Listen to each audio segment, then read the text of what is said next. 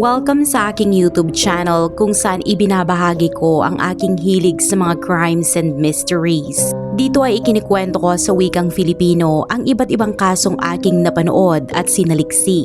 Kung mahilig kayo sa ganitong content, huwag kalimutang i-like ang video at mag-subscribe kung hindi pa kayo nakasubscribe at i-turn on ang notification bell para palagi kayong updated sa mga susunod naming uploads.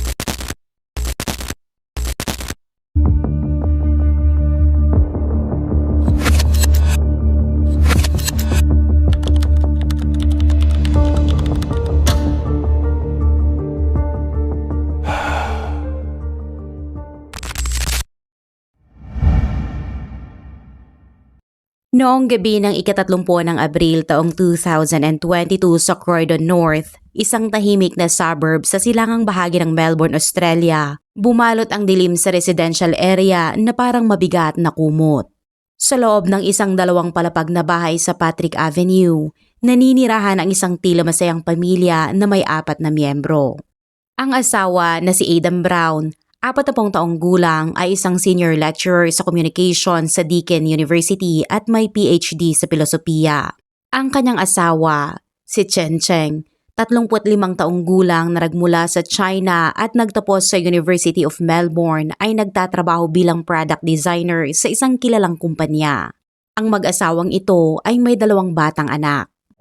Bandang 10:00 ng gabi, biglang pumutok sa katahimikan ang isang nakakatakot na sigaw na umalingaw-ngaw sa buong kapitbahayan. Nagising ang mga kapitbahay sa gulat at noong una, inakala ng ilan na tunog lamang iyon ng mga hayop sa dilim, ngunit ilang sandali lang ay narinig nila ang isang desperadong boses na humihiling ng tulong at nagsabing tawagin ng mga pulis dahil may taong sinusubukan siyang patayin. Agad na naintindihan ng lahat na may naganap na kakilakilabot na pangyayari. Isang babaeng kapitbahay matapos matunton ang pinagmulan ng sigaw ay dali-daling tumakbo patungo sa bahay ng mga Brown. Paulit-ulit siyang kumakalampag sa pinto at sumisigaw para humingi ng tulong, ngunit mula sa loob, tanging ang desperadong hiyaw ni Chen Cheng ang naririnig at walang ibang sagot. Malinaw ang pagkikibaka at hininga ni Chen sa likod ng nakasara at nakalak na pinto. Sinubukan niyang tumakas sa harap na pinto, ngunit ito'y nakalak kaya napilitan siyang pumunta sa likurang pinto. Sa puntong iyon, may isa pang kapitbahay na dumating. Magkasama nilang itinulak at binabagsak ang pinto, sabay hiyaw at pagtawag ng tulong. Ngunit wala pa ring sumasagot mula sa loob. Bigla, mula sa likuran ng bahay, narinig ang pagtakbo at sigaw ni Chen Cheng na humihingi ng tulong na para bang malapit na siyang mailigtas. Ngunit sa sandaling lahat ay naniwala na maililigtas siya. Bigla itong tumigil at iniwan ang isang nakakatakot na katahimikan na nagpalamig sa dugo ng bawat isa.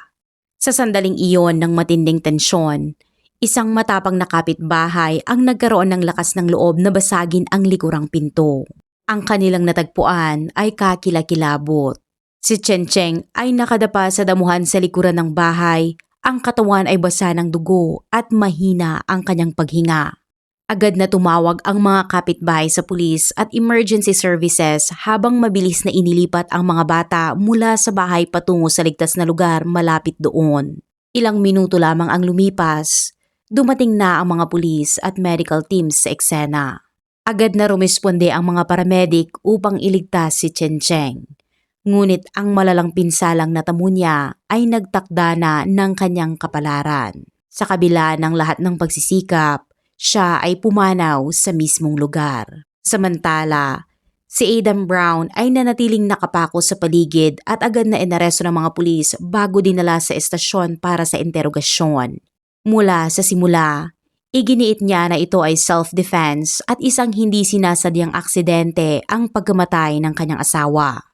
Ngunit ang mga eyewitness na kapitbahay ay tuluyang nagwasak sa kanyang kwento. Mula sa nakakalungkot na hiyaw ni Chen Cheng, sa kanyang desperadong pagkikibaka, hanggang sa nabigong pagtatangkang makatakas. Lahat ng ito ay nagpapakita ng nakakatakot na huling sandali na kanyang tiniis. Ang nakalak na pinto na sinadyang isinara ni Adam ay naging hadlang na pumigil sa anumang tulong na makarating sa kanya, na nagdala sa trahedya ng pamilyang ito sa hindi maibabalik at malagim na wakas. Ang kasong ito ay umanig sa komunidad, winasak ang katahimikan ng lugar at nagbunsod ng maraming katanungan tungkol sa tila masayang pamilya. Ano nga ba ang nangyari sa pagitan nila? Bakit gagawin ng isang propesor sa unibersidad ang ganitong uri ng karahasan laban sa kanyang sariling asawa? Balikan natin ang nakaraan. Si Chen Cheng ay ipinanganak noong 1987 sa Nanchang, Jiangxi Province, China. Bata pa lamang, ipinakita na niya ang pambihirang talino sa akademiko. Sa pamamagitan ng kanyang walang sawang pagsisikap at uhaw sa kaalaman, nakapasok siya sa isang prestihiyosong unibersidad sa China. Pagkatapos ng pagtatapos, dala ang mga pangarap para sa kinabukasan at ang hindi matitinag na hangarin sa kaalaman. Naglakbay si Chen Cheng patungong Australia upang ipagpatuloy ang kanyang pag-aaral sa University of Melbourne. Doon, hindi lamang niya inilaan ang sarili sa pagpapalalim ng kanyang profesional na larangan, kundi aktibo rin siyang nakilahok sa mga akademikong aktibidad at social gatherings at unti-unting nakibagay sa buhay sa bansang kanyang tinirhan. Samantala, si Adam Brown na ipinanganak noong 1982 sa Australia ay tulad ni Cheng Cheng na maagang nagtuon sa akademikong landas. Masigasig siyang naghahanap ng kaalaman at sa huli ay nakamit ang PhD sa filosofiya. Ang kanyang karera noon ay labis na hinahangaan. Siya ay naging senior instructor sa communication sa Deakin University na dalubhasa sa pananaliksik tungkol sa digital culture at evolution ng social media. Sa mata ng kanyang mga estudyante, si Adam ay isang natatanging guro.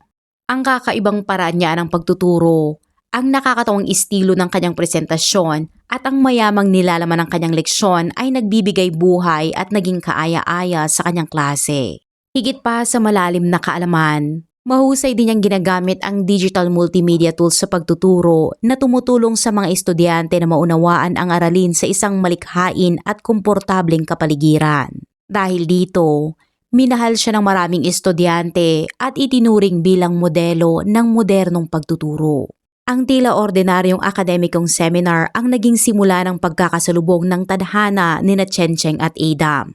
Noong panahong iyon, si Chen Cheng, bilang isang natatanging student representative mula sa University of Melbourne ay inimbitahan na dumalo sa isang seminar na inorganisa ng Deakin University kung saan si Adam ang pangunahing tagapagsalita. Sa panahon ng diskusyon, nahulog ang atensyon ni Chen Cheng sa malalim na paliwanag at madaling unawain na paraan ng presentasyon ni Adam. Sa kabilang banda, ang matatalinong tanong at matalim na pananaw na ipinakita ni Chen Cheng sa Q&A session ay nag-iwan ng malakas na impresyon kay Adam. Pagkatapos ng seminar, aktibong hinanap ni Adam ang pagkakataon na makipag-usap kay Chen Cheng. Hindi nagtagal, natuklasan nilang marami silang magkakaparehong interes mula sa akademiko hanggang sa pang-araw-araw na buhay. Ang mga palitan ng kaalaman na nagsimula sa seminar ay unti-unting humaba at naging mas personal na pag-uusap. At bago pa man nila namalayan, nabuo ang romansa sa pagitan ng estudyanteng Chino at batang lecturer sa Australia. Mula sa kanilang unang pagkikita, madalas na inimbitahan ni Adam si Chen Cheng sa mga kultural na okasyon. Magkasama silang naglalakad sa abalang mga kalye ng Melbourne habang ninanamnam ang kakaibang alindog ng lungsod. Dumalo sila sa mga art exhibition, nalubog sa malikhaing kapaligiran at sumali sa mga akademikong seminar upang magpalitan ng ideya at ibahagi ang kanilang hilig sa kaalaman. Dinala rin ni Chen Cheng si Adam sa kanyang kultura. Tinuruan siyang magsalita ng Chinese, isulat ang mga karakter ng Chinese stroke by stroke, at tinikman ang tradisyonal na lutuing Chino na puno ng lasa. Sa proseso ng pagtuturo at pagbabahagi na ito, lalong lumalim ang damdamin nila para sa isa't isa. Kaya pagkalipas ng 2 taong matamis na paniligaw, nagpasya silang magpakasal. Noong 2017, sa Nanchang, Jiangxi Province, bayan ni Chen Cheng, ginanap ang isang engrandeng kasal na puno ng tradisyon ng China na pinuno ng init at saya. Sa makasaysayang araw na iyon, magkahawak kamay sina Chen Cheng at Adam na ang mga mukha ay nagliliwanag sa kaligayahan. Sa kanyang payak at medyo patakot na pagsasalita ng Chinese, Ipinahayag ni Adam ang taos-pusong pasasalamat at pagmamahal sa mga magulang at kamag-anak ng kanyang asawa. Ang kanyang simpleng mga salita, ngunit puno ng damdamin, ay nakaantig sa lahat at nagpuno sa bulwagan ng palakpakan at pagbati. Sa sandaling iyon, sila ay itinuturing na pinakamasayang mag-asawa sa mata ng lahat. Pagkatapos ng kanilang kasal, bumalik sila sa Australia upang simula ng isang bagong yugto ng kanilang buhay. Ipinagpatuloy ni Adam ang kanyang karera sa pagtuturo sa Deakin University at patuloy siyang nagtatamo ng tagumpay. Hindi lamang sa loob ng silid-aralan kundi maging sa paglalathala ng maraming makabuluhang research paper sa larangan ng akademya. Si Chen Cheng, dala ang matibay na kaalaman sa propesyon at likas na talento, ay sumali sa isang prestihiyosong kumpanya sa Australia bilang product designer. Ang kanyang malikhaing pag-iisip at dedikadong trabaho ay mabilis na nakakuha ng pagkilala at respeto mula sa mga kasamahan at supervisor. Di nagtagal, sinalubong ng kanilang maliit na tahanan ang bunga ng kanilang pagmamahalan. Ipinanganak ang dalawang maliliit na anghel na lalo pang nagdulot ng kasiyahan sa pamilya. Tuwing weekend, sama-samang pumupunta ang buong pamilya sa parke at pinapahalagahan ang bawat sandali na magkasama. Sa social media, madalas na ibahagi ni Adam ang mga pang-araw-araw na sandali ng pamilya kasama ng mga mainit na larawan at matamis na caption na nagdudulot ng inggit sa mga kaibigan at kamag-anak. Ang kanilang buhay ay tila perpektong symphony ng kaligayahan. Bagaman ang pagdating ng kanilang dalawang anak ay nagdala ng labis na tuwa sa kanilang tahanan, nagdulot din ito ng hindi maliit na hamon. Unti-unti, ang magkaibang pananaw sa pagpapalaki ng anak ay naging pinagmulan ng tensyon sa kanilang pagsasama. Para kay Chen Cheng, ang kanyang mga ambisyon sa karera ay hindi kailanman nawala kahit na may mga anak na siya. Naniniwala siya na ang kanyang halaga ay hindi limitado sa pagiging asawa at ina lamang, kundi dapat ding makilala sa pamamagitan ng kanyang propesyon. Si Chen Cheng ay sumasalamin sa kaisipan ng isang modernong babae na kayang balansehin ang pamilya at karera. Umaasa siyang habang inaalaga niya ng buong husay ang kanyang mga anak, magtatagumpay din siya sa larangan ng disenyo na siyang pinakamalaking hilig niya. Bukod pa rito, naniniwala siya na ang pagsusumikap sa trabaho ay hindi lamang para sa sariling pagpapatunay, kundi para rin sa paglikha ng mas masaganang buhay at mas magandang oportunidad sa edukasyon para sa kanyang mga anak. Ngunit ang mga tila makatuwirang hangaring ito ay naging bahagi ng dahilan kung bakit nagsimulang magkaroon ng bitak ang kanilang pagsasama. Sa kabilang banda, ang pananaw ni Adam ay kabaligtaran. Malalim ang kanyang paniniwala na bunga ng tradisyonal na pagpapahalaga na kapag nagkaroon na ng anak ang isang babae, dapat niyang ilaan ang lahat ng oras at lakas sa kanyang pamilya. Sa mga mata ni Adam, ang pinakamahalagang papel ng isang ina ay ang pag-aalaga sa mga anak at dito lamang sila maaaring lumaki ng malusog at masaya. Tuwing nakikita niya ang kanilang 2 taong gulang na anak na umiiyak nang hindi mapatahimik sa pag-drop off sa daycare, para bang tinutusok ng karayom ang puso ni Adam. Naniniwala siya na masyadong bata pa raw ang kanilang anak para lumayo sa yakap ng ina at ang pagpapadala sa daycare ay nagdudulot lamang ng higit na pinsala. Para sa kanya, mas magiging mabuti ang pagpapalaki habang nasa bahay at nasa direktang maingat na pangangalaga ni Chen Cheng. Ang malalim na hindi pagkakaintindihan na ito ay nagtanim ng mga simula ng walang katapusang pagtatalo sa kanilang pagsasama. Sa simula, pareho pa nilang pinipilit na umupo at mag-usap ng mahinahon habang sinusubukang kumbinsihin ang isa't isa na tanggapin ang pananaw ng kabilang panig. Ngunit dahil walang sinumang handang magkompromiso, unti-unting naging pagtatalo ang mga pag-uusap. Bawat alitan ay sumasabog na parang labanan na walang bala na nagpapanatiling tensyonado at mabigat ang atmosfera sa tahanan. Sa isang pagkakataon, dahil kailangan niyang tapusin ang isang mahalagang proyekto, napilitan si Chen Chen na mag-overtime sa opisina. Naipaalam na niya kay Adam na siya ang kukuha ng kanilang bunsong anak mula sa daycare. Ngunit nang makita ni Adam ang kanyang anak na umiiyak at hinahanap ang kanyang ina, nawala ang kanyang kontrol. Ang galit na naipon sa loob ng ilang araw ay biglang sumabog at pagdating niya sa bahay, inilabas niya ang lahat ng iyon sa kanyang asawa. Pinupo na siya dahil sa pagiging walang pakialam at iniiwan ang focus sa trabaho habang napapabayaan ang mga anak. Nabigla si Chen Chen at napaluhod sa sobrang sama ng loob habang ipinagtatanggol ang kanyang sarili. Sa kanyang puso, lahat ng kanyang pagsusumikap sa trabaho ay para sa pamilya at umaasang makapagbibigay ng mas magandang buhay para sa kanilang mga anak. Ngunit ang kanyang mga salita ay tila hindi narinig ni Adam. Ang isa ay nakaramdam ng sugat habang ang isa na may pakiramdam ay iniwan.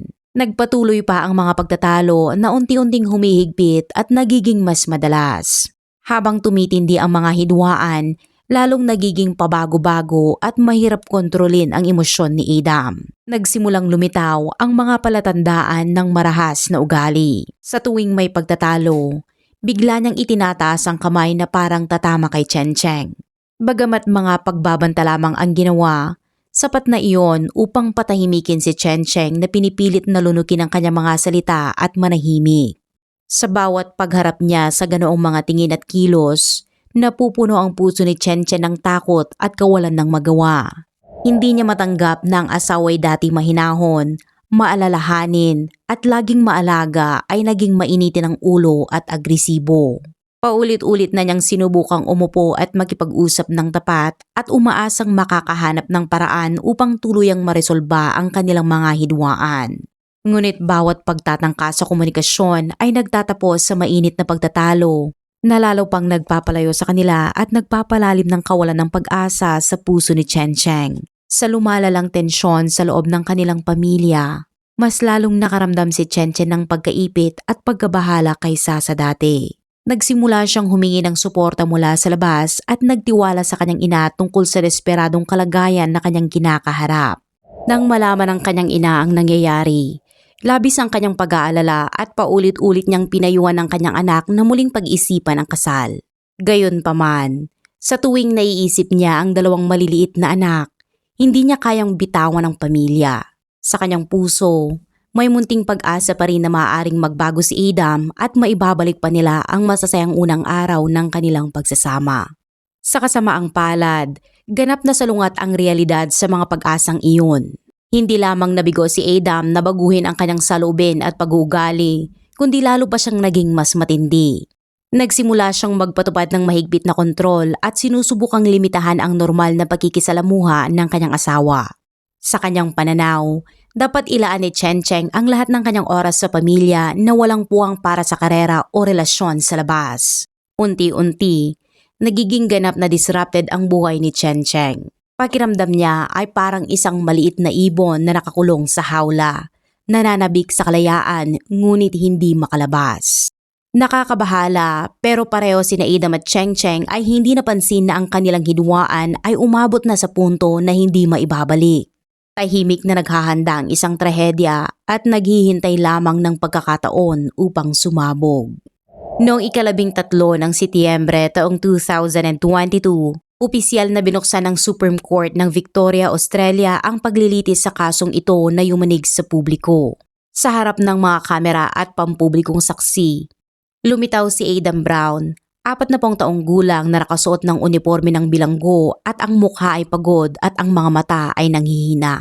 Ang imahe na ito ay lubos na kabaligtaran ng masayahin at animated na instructor na minsang humarap sa mga estudyante sa Deakin University kung saan siya ay minahal at hinangaan. Sa mga unang yugto ng paglilitis, sinubukan ni Adam na ipagtanggol ang sarili sa pamamagitan ng aligasyon ng self-defense. Iginiit niya na unang inatake siya ni Chen Chen gamit ang isang armas na kapag palagayan sila ng lakas at sa kaguluhan ay aksidenteng namatay ang kanyang asawa. Ngunit nang iprinisinta ng mga taga-usig ang serye ng totoong ebidensya kasabay ng testimonya ng mga saksi, mabilis na bumagsak ang depensa na ito. Sa huli, nang harapin ang di matatawarang ebidensya, napaiyak si Adam at inamin na sa luha na siya ay nagkasala at humarap sa hukom upang aminin ito. Sa paglilitis, sinubukan ng abogado ng depensa na bawasan ang mga kaso laban kay Adam. Nagsumite sila ng character references sa korte na nagpapatunay na wala siyang naunang kriminal na record at hinangaan bilang lektor sa Deakin University. Binanggit din ng abogado na si Adam ay dumaranas ng adjustment disorder at depresyon, kasabay ng maraming personal na presyon sa buhay tulad ng responsibilidad sa pangangalaga ng maliliit na anak at ang shock sa pagkamatay ng kanyang kapatid. Ayon sa depensa, lahat ng ito ay naipon sa kanyang isipan at naging dahilan kung bakit nawalan ng kontrol si Adam sa emosyon na nauwi sa trahedya. Gayunpaman, mabilis na pinabulaanan ang mga argumentong ito ng mga ebidensya sa korte. Ang mga larawan, testimonya ng saksi at mga kapitbahay ang nagpakita na ang trahedya ay hindi bunga lamang ng sandaling galit, kundi resulta ng matagalang pattern ng karahasan sa loob ng tahanan. Sa harap ng hindi mapapasubaling katotohanan, unti-unting gumuho ang depensang itinayo para kay Adam sa mismong korte. Sa argumento ng taga-usig, muling inilahad ng abogado ang buong pagkakasunod-sunod ng mga pangyayari noong gabi ng trahedya. Itinuro niya na sa oras ng insidente, malinaw na narinig ng maraming kapitbahay ang nakakalungkot at desperadong sigaw ni Cheng Cheng mula sa loob ng bahay. Please, stop! Please help me! He's trying to kill me! Ang mga sigaw na puno ng takot ay umalingaw-ngaw sa dilim at mabilis itong nauwi sa matinding komosyon mula sa loob ng bahay hanggang sa likurang bahagi nito. Doon, bumagsak si Cheng Cheng sa damuhan at napalibutan ng kanyang sariling dugo. Ang resulta ng forensic examination ay nagdulot ng pagkabigla sa buong korte. Ang katawan ng biktima ay may kabuuang 11 na stab wound kabilang ang 3 fatal strikes sa leeg at 3 fatal strikes sa kanyang dibdib. Ipinapakita ng mga sugat na ito ang tuloy-tuloy at malupit na karahasan na lampas sa anumang maituturing na self-defense. Sa kabilang banda, si Adam ay may kaunting sugat lamang na mababaw at maliit kumpara rito. Ang malinaw na pagkakaiba sa pagitan nila ang nagpakita ng katotohanan kung sino ang tunay na attacker at kung sino ang biktima. Higit pa rito, na-recover ng mga pulis ang 2 kutsilyo mula sa eksena na parehong may bakas ng DNA ni Cheng Cheng. Ang tuklas na ito ay lalo pang nagpapatibay sa hindi matatawarang ebidensya.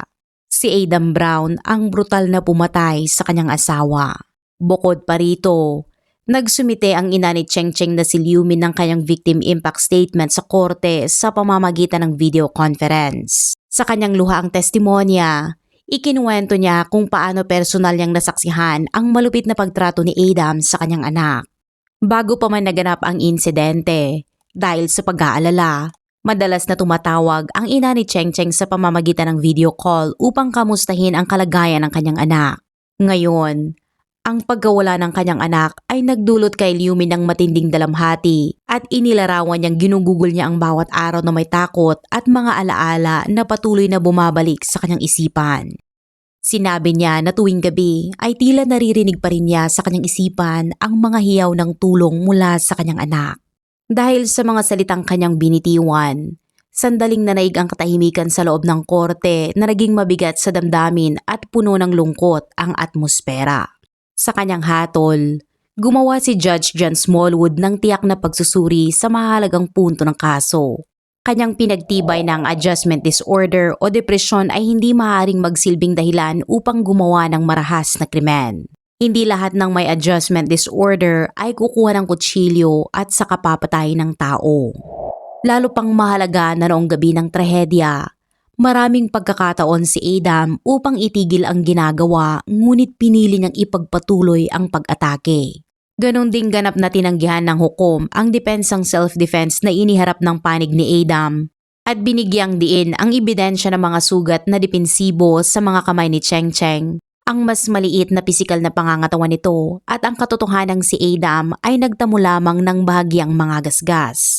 Ang lahat ng ito ay malinaw na nagpakita na si Cheng Cheng ay desperadong lumaban upang iligtas ang kanyang buhay at hindi siya ang unang umatake gaya ng ipinahayag ni Adam. Sa huli, matapos pagsamasamahin ang lahat ng ebidensya at testimonya, naglabas ang korte ng hatol.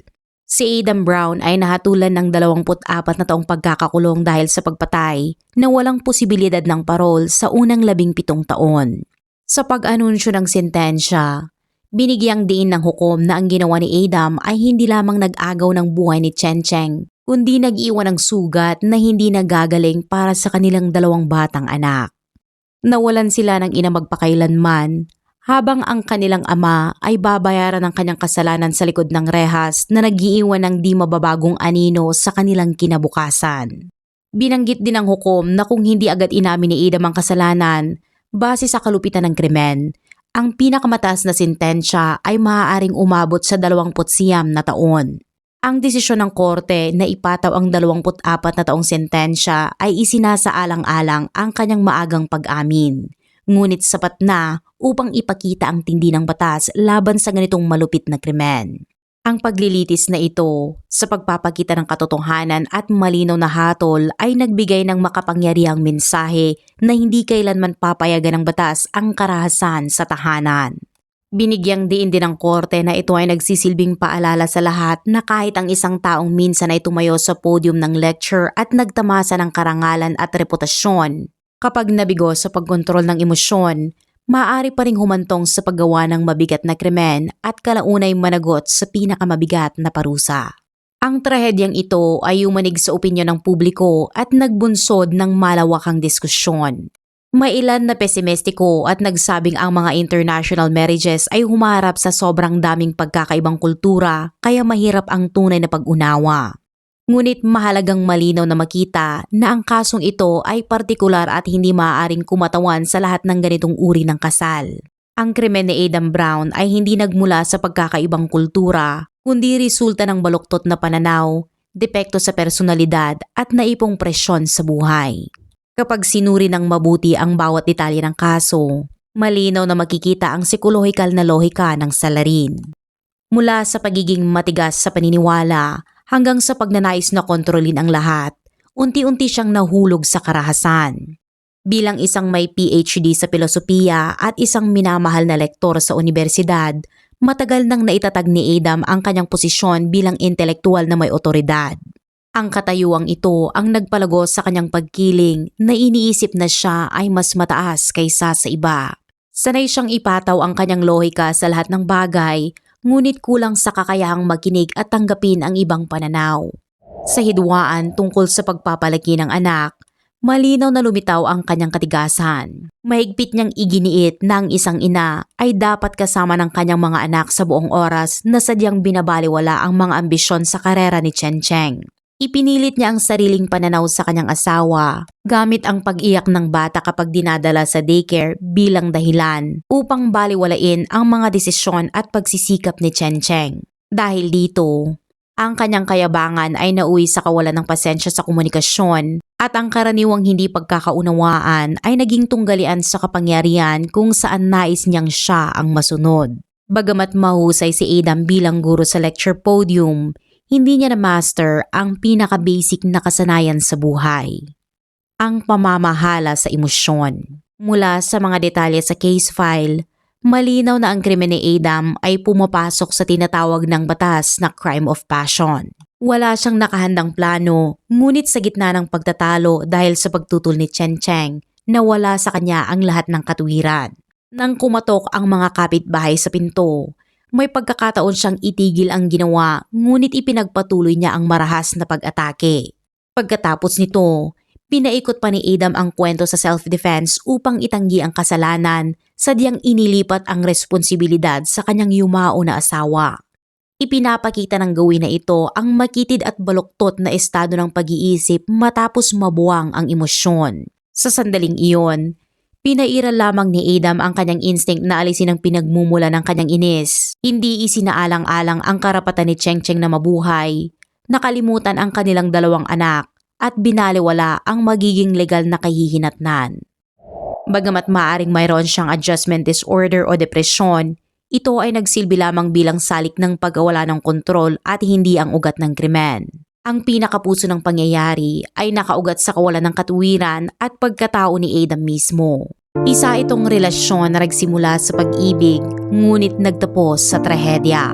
Ang kasong ito ay nagsisilbing babala at paalala na dapat tayong maging mas maingat.